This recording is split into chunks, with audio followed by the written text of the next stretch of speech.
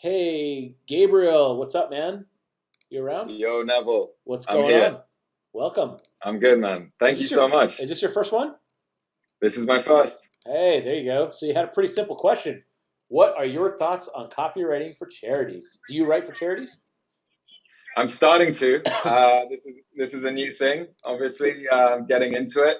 Started your copywriting course a few months back, Uh-huh. and definitely did all the required readings. Well, I'm halfway through Sugarman. Did Nice. Ogilvy. Read the Halbert letters.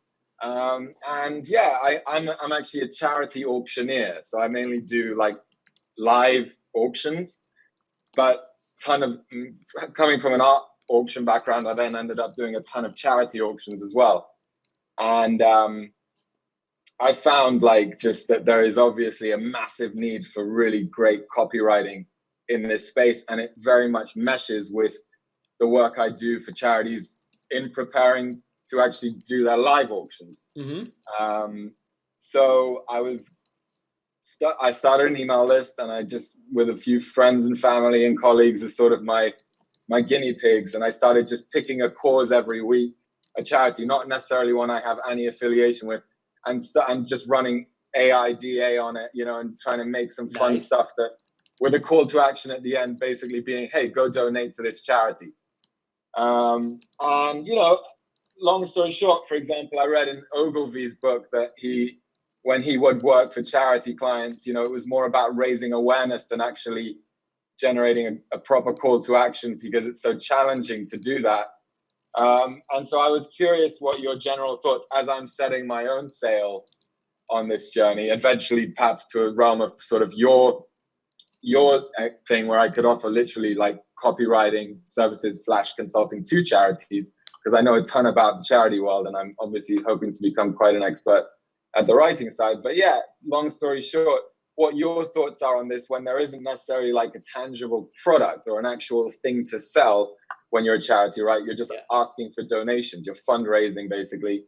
And so there's a little bit of, I'm trying to figure out there, in terms of my bob and in terms of like what they want and need, am I going more into the realm of like, like spiritual, emotional, psychological pain points and needs that need to be met through the charity that then invites those donations?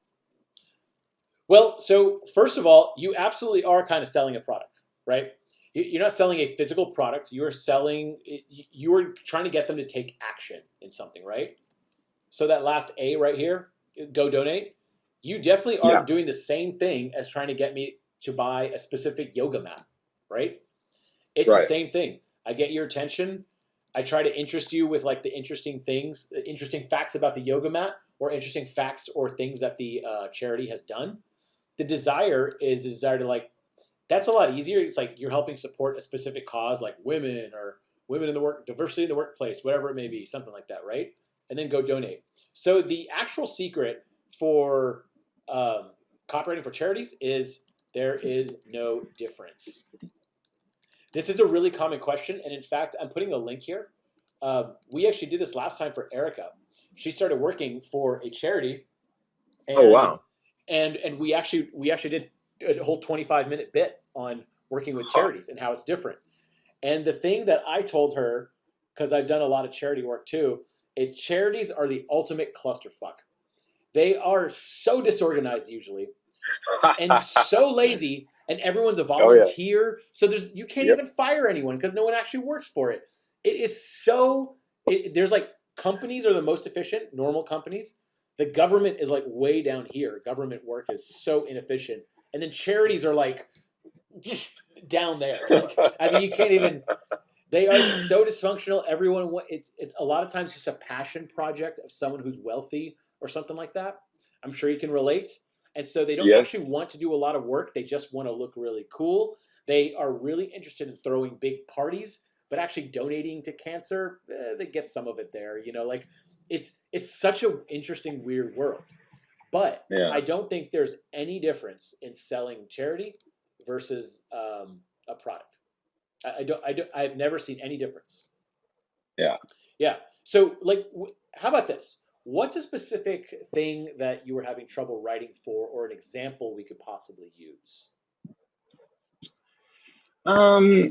So, let me think, because yeah, it's about 10, 12 charities I've written for. Let's just call it like, to use an example that I'm acquainted with, AMFAR AIDS Foundation. It's the main, you could say, main AIDS fundraising entity. They've been at the forefront of tons of AIDS research and so forth, and they've already done a lot of good work, and now they're sort of trying to basically take it forwards. Now that AIDS has sort of been, not taken care of, there's still need for a cure, but a lot of the major issues around it have been financed. And if you're trying to get your audience to give more, or trying to bring new audiences in to give at all, how do you what is your angle with these audiences when again, you're not literally offering them value of any tangible variety? You're not saying, hey, I have this awesome widget, it's this, and it'll make your life better, and just send me $30. And how about switch that around? How would you sell that widget? So I'd look at the widget, and I'd look at my audience, and I'd say, okay, my audience has this problem, this need, and this is gonna solve it for them. So I catch their attention with something I know that is in their world of attention grabbing things, and relate it to the product, give them like an interesting thing about the product or two. It's interesting for this and this reason, and then the desire thing, and therefore it's going to make your life better. It's going to, it's a thirst quenching pill, and you don't need to carry around heavy water bottles anymore. This thirst quenching pill has 50% more thirst quenching capacity than a glass of water. And you know that when you're going to go for that run next week, you don't want to carry a whole water bottle with you. Just stick that pill in your mouth, and you're done for the whole run. And you can buy the pill at this link for $25. Boom. So what you did, what if I do the lamest, laziest thing in the world, and I just copy what you just said, okay? I mean, I just wrote down notes of what you said. Yeah. And we change it over to the AIDS Foundation. Or the charity. So look at the charity, then look at the audience. Okay, who's the audience? Generally, it seems to be the gay LGBT community that's really big into AIDS research and stuff like that, right? Historically, that's where a lot of the donations have come from. Yes, and exactly, and their friends and family. So, and so explain forth, the problem that while that we've made this much progress and we need to go the rest of the way. So, like you said, the problem is not solved. People can manage it. So you've gone from no cure to managing it, but only for the rich. I think it's one of those things where, like, if you have money and good insurance, you can kind of stave off AIDS, right? Right. Yep. Now we're making it available worldwide. This is what their money is going towards. So instead of telling me 3 different ways this can quench my thirst, I'm telling them 3 different ways, or 3 different things that we're doing for it. So Rwanda has 25% AIDS children. This sounds really bad, but like you get the point. You basically take a company, children, no way for them to afford. Donations go towards a cheap cure for the world. Goal is to eradicate AIDS by 2040. Make it harmless as getting a cold. Right? So, like, right. I think having a specific goal, and you'll see where I'm going with this. I got a trick up my sleeve I'm going to show you. So some interesting things about the product. That's kind of what we just did there. How it'll make life better, has 50% more capacity. So instead of 50% more capacity, what if we say, you said the AIDS Foundation, whatever it was called, AIDS Foundation gets 92% of your donation into the labs. No bloat, no expensive consulting, something like that, right? That's the last one we did with Erica. 100% of their money went directly to the charity because it was run by one woman and she wasn't taking any money for it. So whereas Red Cross is like kind of famous for like a whole bunch of the money just goes to the bloat of the organization. Yeah. So if you donate $100 to Haiti, maybe like $4 will actually go to Haiti, and the rest will just be in the organization, right? So it's the same thing. And what I think you could do is templatize this. Yep. I think you can make a template. So instead of reinventing the wheel every time you look at one of these organizations, you say, what is the rate of, what is that called? What is the rate of money that goes to the actual charity? I don't know if there's a technical term for that, but yeah, I know exactly what you mean. Yeah, percentage. Tim Ferriss recently recommended a site. I totally forget it, and it was something donate, and it shows the amount of money that if you give $100 will get to the charity, and it ranks them. Yeah, so it ranks them so they can say like, oh shit, we gotta like lose some weight so we can get more money and get more donations. Yeah. That goes to the cause. What 3 things have they accomplished? And then what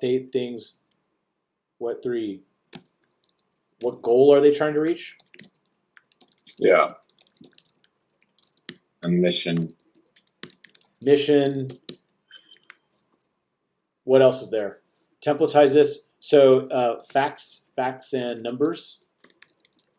Yeah, I guess all these things for sure. I guess where I was in the desire sense, where you say, give 92% of your donation to the labs. I suppose maybe I was overthinking this. I was thinking, well, in that section, I really need to bring together like what literally them donating to the charity will give to them.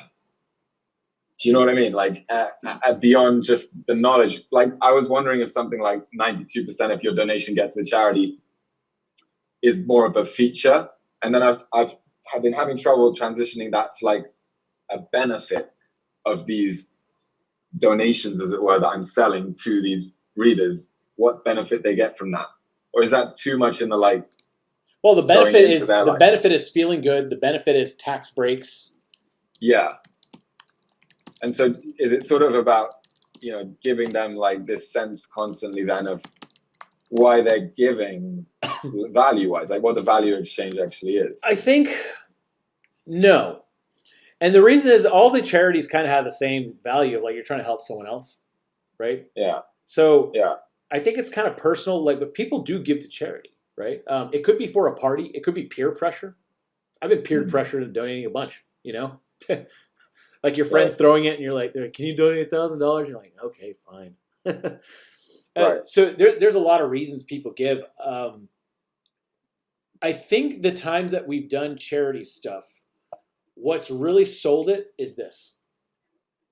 So we did with one of our churches, we did a thing where they said like we need $20,000 and they were trying to raise it, but they never explained to people what the $20,000 was for, right? Right. So it kind of reminds me of Shark Tank where they're like, we're selling 15% of our company for $10 million. And they're like, well, what are you going to do with it, right?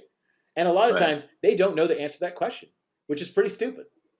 So if you say, I'm trying to raise $20,000, okay, fair enough. What are you trying to do with it? So Bill Gates always talks about the Bill Gates Foundation obviously kind of has like unlimited funds almost, but they allocate money to like eradicate malaria in the world. And they can take those numbers and say malaria kills 20 million people a year needlessly, right? Like if they just had this one little trick, they get a pill, drug, net, whatever, you can get rid of this. So that like that money is going to go towards saving like 20 million lives. So how many lives saved, improved? Mm-hmm. That could be an interesting thing. Most charities do not give out this kind of information. I've been to 1 million charity fundraisers. I've worked with 1 million charities. They just never put this stuff out there. They never do it. Yeah. So true. I know it seems simple. I know it seems simple, but it is that simple. Yeah. Yeah. No, I'm totally. This is great. This really helps because So a lot of people when they're first reading this stuff, they features versus benefits. I always get that question, and sometimes I'm like, don't look too hard into this, right? You're looking too hard into it. So right. don't worry if it's more of a feature or a benefit or something like that. I would say like those are some good guidelines, but you don't have to do that for every single thing. I think if you templatize this, a lot of your writing about these charities would go even really, really fast. Right. They hope to do. Oh, I'm missing a big thing over here. Examples of what they've done. So I think Chris Rock's ex-wife has a cool charity where she takes inner city women, mainly black women, and a lot of them are trying to get their lives together, but then they go for a job, and they don't have any clothes that are appropriate. Meaning, like they don't have nice clothes. They don't have like a suit or whatever, and so she pays to get them styled and like get their hair done in a certain way, and then styled to show up to a meeting prepared to look like she works in a corporate office. And it's pretty easy to say that like, okay, we're helping 50 women this month get styled. We generally give them a budget of $200 because we can go to this store and buy several outfits for them for $200 that look really nice that they can wear all the time. And so you understand that if you give $200 to that charity, you're probably buying a woman an outfit and giving her a chance to work on her own, not take welfare, not do anything, but work and get a job on her own so she builds pride, income, whatever she wants, right? She can make something of herself. So you know for $200 that you impact that life a lot. And so whenever they do outreach like that, that's the kind of way they promote it. Right. Yeah. So you say, Neville, will you give me $200? I'm like, okay, that's gonna change someone's life for the better. And I'm personally a big fan of people working for themselves, not handouts, you know? So I'm like, this is a person that needs a little bump of help, and that bump of help will go a long way, and she could replicate it for herself. I like that. So that's the kind of advertising I usually help charities with, just showing where that money goes. If people know, so like Pencils for Promise, I think is another one. I'm not too familiar with them, but I know that if you donate like $1,000, whatever, you could build a whole well for a village. Yep. I can afford $1,000. Maybe I could build a well with that $1,000. So I know that I give that much money, I could build a well. And some people are like, well, why not build 10 wells? $10,000, right?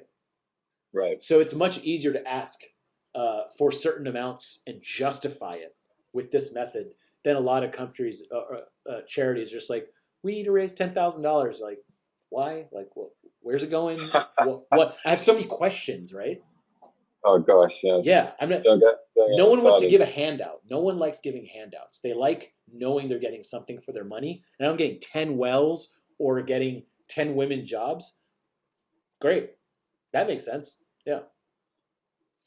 No, it's very similar to on your course. You have this thing, I think, with showing the airline miles, and it's like, well, you know, you can tell me I'm getting 30,000 miles, but what does that mean? I want to know that that's the equivalent of 3 round the world trips or something, and then that'll immediately make it clear to me, instead of like something very vague, the tangible. You know, we're funding 3 wells with $20,000, not give us $20,000 to fund wells in Africa. Or, that doesn't make a lot of sense. It also makes people feel good. It's kind of like whenever there are those late night commercials that'll send you a picture of a kid that you're sponsoring for 32 cents a day, because you know that, oh, my money went to help like Ernesto in his little village. Right. Like that's a lot more tangible than like this vague Red Cross donation that went somewhere, right? Yeah. Yep. Yeah. Thanks, Erica. Yeah. Wow. Man, that's simplified. Yeah, Erica said this template is great for future emails for the nonprofit think tank. Yeah, so looks like you'll have something similar. But yeah, I think you're well on your way. It sounds like you know how to sell a product. This is the same thing. There's no difference. Yep. No difference. No, man, you definitely do. It is so analogy. The thing we're trying to do is trick the human, not trick, but we're trying to get the human brain to take an action, and it's the same thing. The mechanism is the same for selling a piece of celery, a charity auction, or a vacuum cleaner. It's not much different. Yep. Yep. Sweet. Does that help? Yeah, massively, man. Thank you so much. Awesome, man. And then I know you haven't been to many office hours, but we record these and break these out. So later, probably about 48 hours from now or 24 hours from now, we'll have this clip. So if you want to go rewatch it or something and listen in the background, it'll be there for you. Amazing. Yeah, and this whole doc, all these notes are yours too. Yeah. Brilliant. Incredible, man. Awesome. Thank you Thanks, so much. man.